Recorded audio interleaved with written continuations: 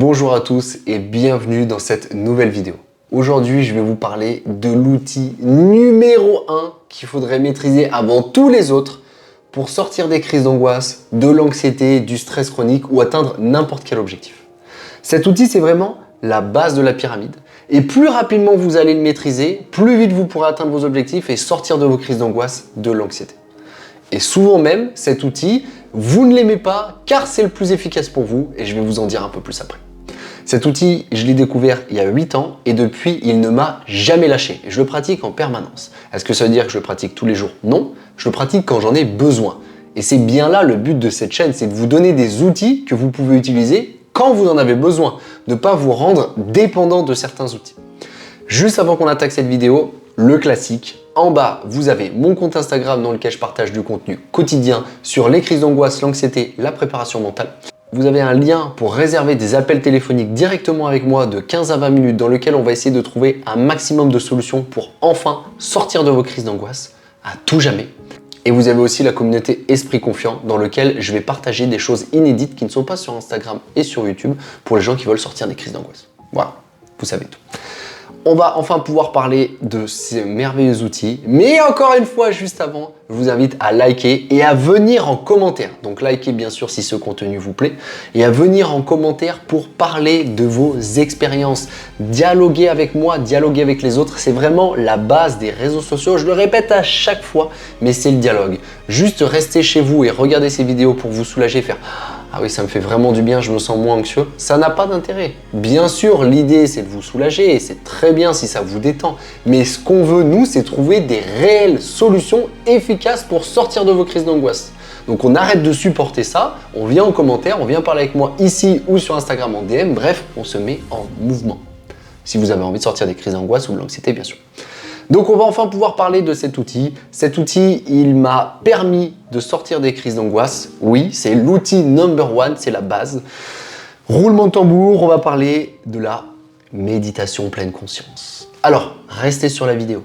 Je sais qu'on en entend parler à toutes les sauces. Mais aujourd'hui, je vais vraiment vous expliquer comment vous pouvez le pratiquer rapidement, pourquoi vous devez le pratiquer rapidement, qu'est-ce qui m'a apporté, comment je l'ai pratiqué, etc. pour sortir des crises d'angoisse, de l'anxiété, vraiment vous faire un outil. Que ce soit vraiment l'outil number one dans votre boîte à outils, vous piochez, ok?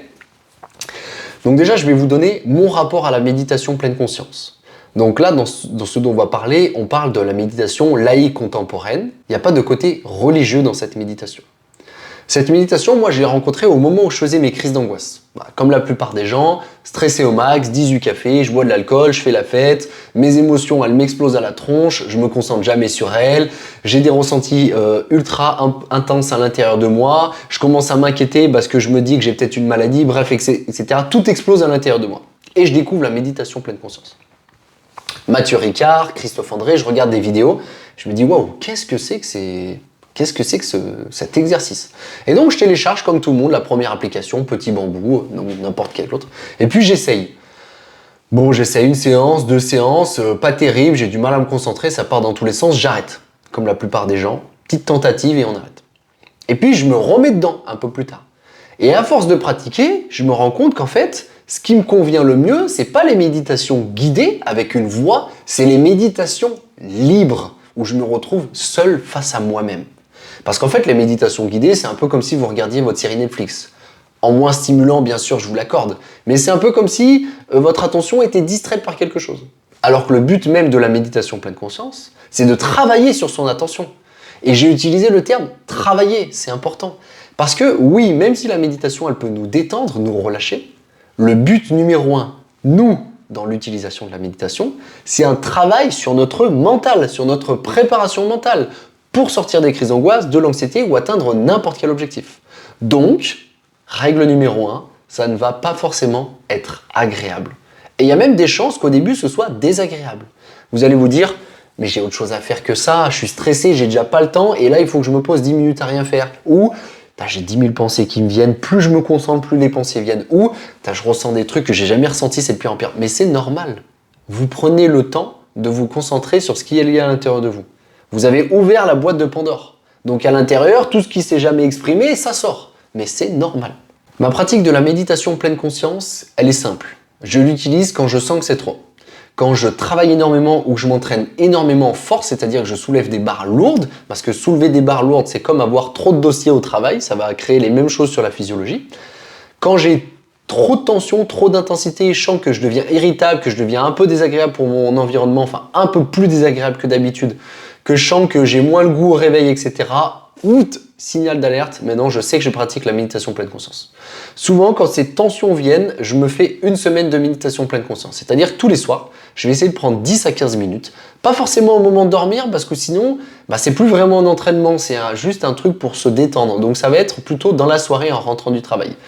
10 à 15 minutes de méditation, je me concentre sur moi, j'ai des ressentis de dingue, ça s'exprime. Fin de semaine, je suis reparti à zéro et je repars sur ma vie. Et ça m'a vraiment permis d'atteindre mes objectifs. Parce que souvent, quand on pense à un objectif, on a le stress qui vient avec et du coup, on passe pas à l'action. Et ça va vous permettre de descendre le stress, de descendre l'anxiété complètement. La méditation pleine conscience a énormément de bienfaits. Je ne vais pas tous les dire ici. On va se concentrer sur ceux qui sont le plus importants pour nous. La régulation des émotions. La régulation des troubles anxieux et éviter de rechuter dans une dépression. Rien que ça, déjà, c'est magnifique. Et après, ça va augmenter vos télomères. Enfin, il va se passer énormément de choses pour votre santé. Ça, c'est cadeau. C'est pas ce dont on va parler aujourd'hui, mais c'est un plus. Ce qui est important pour nous dans la méditation, c'est le développement de l'intelligence émotionnelle. Toutes les personnes hypersensibles qui font des crises d'angoisse, qui ont de l'anxiété, etc., on a une intelligence émotionnelle faible. C'est-à-dire que pour certains, on est très en capacité de comprendre les émotions des autres. Et ça, c'est une bonne chose, c'est une partie de l'intelligence émotionnelle. Mais on est souvent complètement en incapacité de gérer nos émotions. Et c'est pour ça qu'on est arrivé sur ces crises d'angoisse. C'est-à-dire que quelqu'un me dit quelque chose, je le prends en pleine face, ça monte. Je ressens quelque chose, ça monte. Enfin bref, j'ai aucun contrôle sur ce qui se passe à l'intérieur de ma tête. Et donc nous, ici, on va essayer de reprendre le contrôle. La méditation pleine conscience, à chaque fois que j'ai des accompagnements, c'est la base. Je les oriente sur 3, 4, 5 méditations guidées, histoire de commencer à préparer le mental avec ma voix. Donc ça permet d'être guidé et puis de commencer à mettre des inductions, un peu comme une séance d'hypnose. Et puis très rapidement, on va partir sur de la méditation libre. Mais on va choisir une thématique. Et je fais bien comprendre aux personnes que j'accompagne que ça ne va pas forcément être agréable.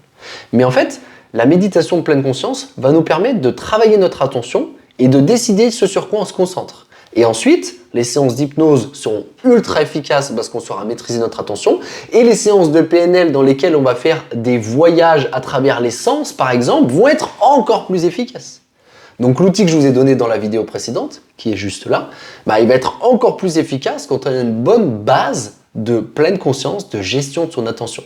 Et de nos jours, avec les téléphones portables, les ordi, l'attention, c'est n'importe quoi. Donc c'est normal qu'il y ait de plus en plus de crises d'angoisse, d'anxiété, de stress chronique, de burn-out, parce qu'on est complètement déconnecté de nos sensations. Qui vous intéresse? Comment pratiquer la méditation de pleine conscience? Alors déjà, il n'y a pas de protocole. Vous avez des associations, des clubs qui vont vous permettre de pratiquer la pleine conscience une fois par semaine, une fois toutes les 2 semaines, etc. Ça peut être très bien, mais ça va être de la méditation guidée souvent. Nous, ce qu'on va vouloir, c'est une méditation libre. Et je vous le dis, je suis sorti de mes crises d'angoisse.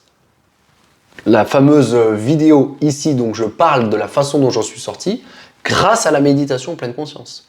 J'étais dans une méditation pleine conscience quand toutes ces sensations sont montées, m'ont envahi et d'un seul coup, elles sont parties. Et je vais vous dire, je me suis jamais senti aussi bien de ma vie à l'intérieur pendant ces séances de méditation pleine conscience qu'à l'extérieur. C'est-à-dire que grâce à la méditation pleine conscience, vous allez prendre conscience de la capacité que vous avez à être heureux sans rien, sans tous ces objets matériels, sans toutes ces addictions émotionnelles avec les autres, etc. Vous serez heureux seulement ici et maintenant. Et ça vous donne une confiance en vous, mais extraordinaire. Si vous avez la capacité de vous donner le sourire et de vous mettre bien et de vous détendre, mais vous n'avez plus rien à craindre dans ce monde. Vous savez que seulement quand ça ne va pas, il faut pratiquer. Voilà, c'est le seul truc qu'il y a à faire après. Ça ne va pas, je pratique. Et essayez de ne pas rester dans ces comportements désagréables et de se réveiller au bout de 6 mois et faire « Oh mais en fait ça fait 6 mois que ça ne va pas, pourquoi j'ai pas médité ?» Mais ça on en a déjà parlé, il y a plein de techniques qui nous permettent de gérer notre anxiété et d'avoir un œil sur elle, de savoir comment elle se comporte cette anxiété. Donc comment se mettre à la méditation pleine conscience? ce que je vous conseille de faire, c'est d'utiliser une partie de vous ou un sens. Voilà. Ça va être pour moi le plus simple pour commencer. Par exemple, se concentrer sur sa respiration. Pour certains, ça peut être un peu anxiogène, donc vous prendrez l'exercice après. Mais je me concentre sur ma respiration. Je me pose, je peux mettre une petite musique de fond, histoire que ce soit pas trop intense. Je mets une musique de fond et je vais me concentrer sur ma respiration. Je me concentre sur elle. J'essaie pas forcément de la modifier. J'essaie juste de me concentrer sur elle. Déjà, ça vous allez voir, ça va vous demander un effort. Mais ça tombe bien. C'est cet effort-là qu'on recherche. Donc, je me concentre sur ma respiration. Et puis là, hop, je pense à Gertrude de la compta. Et puis, je pense au dossier que j'ai pas fait. C'est OK. J'accepte ça. Et puis, je me reconcentre sur ma respiration. Et là, bonne nouvelle, je viens de faire une répétition. Comme si j'avais fait un squat, un burpees, une pompe. Je viens de muscler mon attention et mon mental. C'est pas beau, ça? Je repars, 4, 5, 6 respirations, 7, 8, hop. Et puis une autre pensée qui revient. Ok? Ah, quand j'ai fait cette crise d'angoisse ou quand je sens ça, ok. Je l'accepte, je la laisse me traverser, puis je me reconcentre sur moi. Et vous allez faire ça. Je vous conseille de faire des créneaux de 10 minutes, de 10 à 15 minutes. Voilà, l'idéal, c'est plus longtemps vous allez faire, plus ça va être efficace, mais on ne veut pas des routines qui prennent 3 heures dans la journée, ou sinon il n'y a plus de temps pour vivre. Donc je vous conseille de commencer avec 10 minutes, et puis si vous êtes à l'aise, de monter à 15, 20, 25, 30. Je ne pense pas qu'il y ait grande utilité de faire plus de 30 minutes pour sortir des crises d'angoisse, de l'anxiété, ou même pour préparer un objectif, mais vous pouvez faire plus si vous sentez que c'est bon et que c'est bénéfique pour vous. Donc on va partir sur ces 10 minutes en se concentrant sur la respiration, et vous allez voir à la fin des 10 minutes, des fois, ça va être agréable, vous allez vous dire « Ah, vous allez avoir un sentiment de satisfaction », et puis des fois, ça va être désagréable. Vous allez vous dire « Putain, j'ai pas réussi aujourd'hui, etc. » Mais c'est OK, vous vous êtes entraîné. C'est comme quand je vais à la salle de fitness ou à la box de CrossFit, ben, je dois faire mon squat le plus lourd, j'ai telle charge en tête, aujourd'hui mon système nerveux ça va pas, j'y arrive pas, ben, c'est OK. Déjà que j'y suis pas arrivé, je vais pas rajouter à ça la contrariété et la culpabilité. J'y suis pas arrivé, c'est OK, je me suis entraîné. Et c'est ça le plus important. C'est le chemin que vous prenez, la direction, plutôt que la finalité. Même si, bien sûr, on veut tous sortir des crises d'angoisse, de l'anxiété, être plus heureux, libérer du stress et fort mentalement, bien sûr. Mais concentrez-vous sur le chemin. Donc, vous pouvez faire ça d'abord sur la respiration. Deuxième chose que vous pouvez pratiquer, c'est vous concentrer sur un sens. On en a déjà parlé dans la vidéo précédente, mais vous pouvez vous concentrer sur ce que vous voyez. Voilà. Vous pouvez vous faire un voyage mental. Vous pouvez vous faire un voyage dans un safe place. C'est un endroit que vous allez visiter, un endroit que vous connaissez, un endroit qui vous rassure, et puis vous le visitez. Ça peut être un endroit que vous imaginez ou que vous avez déjà visité. Ça peut être vous concentrer sur des sons. Vous mettez un petit fond musical, et puis vous allez vous concentrer sur tout ce que vous entendez autour de vous, jusqu'à même vous concentrer à entendre votre respiration. Ça peut être vous concentrer sur ce que vous ressentez. Et là, encore une fois, ça va rentrer, on va commencer à rentrer dans la PNL, et forcément, on a un sens qui est le plus développé. Donc moi, mes méditations pleine conscience, elles sont très axées sur les sensations corporelles. Parce que je suis quelqu'un d'assez kinesthésique, même si je suis aussi très visuel. Donc je me concentre énormément sur ce que je ressens. Je ressens quelque chose et puis j'imagine que ça a une forme, une boule rouge, blanche, de la chaleur, c'est agréable, ça grandit, etc. Et puis je vais me concentrer là-dessus et puis je vais me faire tout un chemin, tout un voyage sur mes sensations corporelles et je vais y rajouter des images. Les images que je choisis plutôt que les images que je subis. Voilà. Vous allez pouvoir aussi vous concentrer sur des odeurs. Donc ça, c'est tout ce que vous allez pouvoir faire. La pleine conscience, ça peut être aussi prendre quelque chose, comme ça, ok, et vous concentrer sur le toucher. Qu'est-ce que je sens au niveau de mes doigts, ok, ou même tout simplement mes doigts. Est-ce que vous avez déjà remarqué que quand on se concentre vraiment, on arrive à sentir son empreinte digitale, mais vraiment en se concentrant très très fort. Voilà. Vous l'avez compris, c'est simple comme bonjour dans les faits, et c'est forcément pas facile à pratiquer parce que ça nous demande de prendre du temps.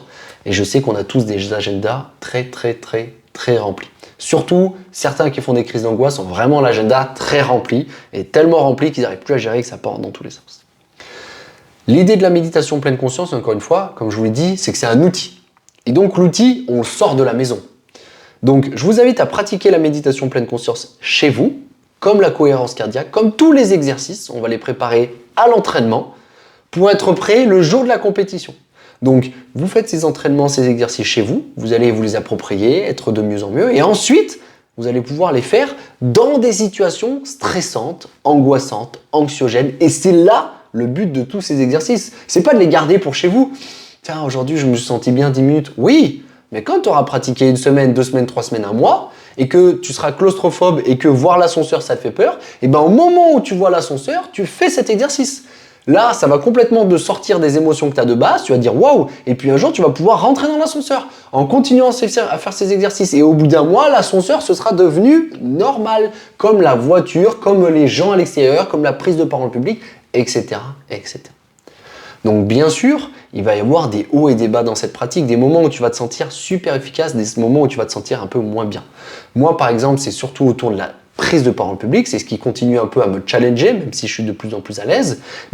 Je sais que je mets de plus en plus en pratique et je m'entraîne et je suis en train de progresser, moi aussi, tout comme vous, dans la pratique. Je suis pas là, je suis chaud, je maîtrise tout, pas du tout. Je continue à m'entraîner et justement, dans mes entraînements, je comprends plein de choses qui me permettent de partager avec vous. Voilà. On a fait le tour de la méditation pleine conscience. Je vous invite vraiment à la pratiquer.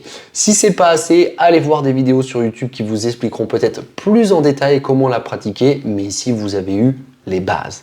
On est tous ici pour développer son intelligence émotionnelle, sortir des crises d'angoisse, de l'anxiété, donc je vous invite vraiment à pratiquer. Si ce contenu vous plaît, pensez au like, ça permet à plus de gens de voir cette vidéo. Venez en commentaire me dire j'ai fait de la méditation pleine conscience, ça n'a pas marché, ou j'ai fait de la méditation pleine conscience, ça marche, ou merci, je vais m'y mettre, ou qu'est-ce que tu conseilles pour ceci et cela. Bref, c'est là pour ça. Pensez bien, Instagram dans la description et le lien pour des appels téléphoniques. Je me ferai vraiment un plaisir de passer 15-20 minutes avec vous pour vous donner un maximum de solutions pour sortir de vos crises d'angoisse. Amis anxieuses, amis anxieux, bonne pratique à vous et à très vite. Ciao.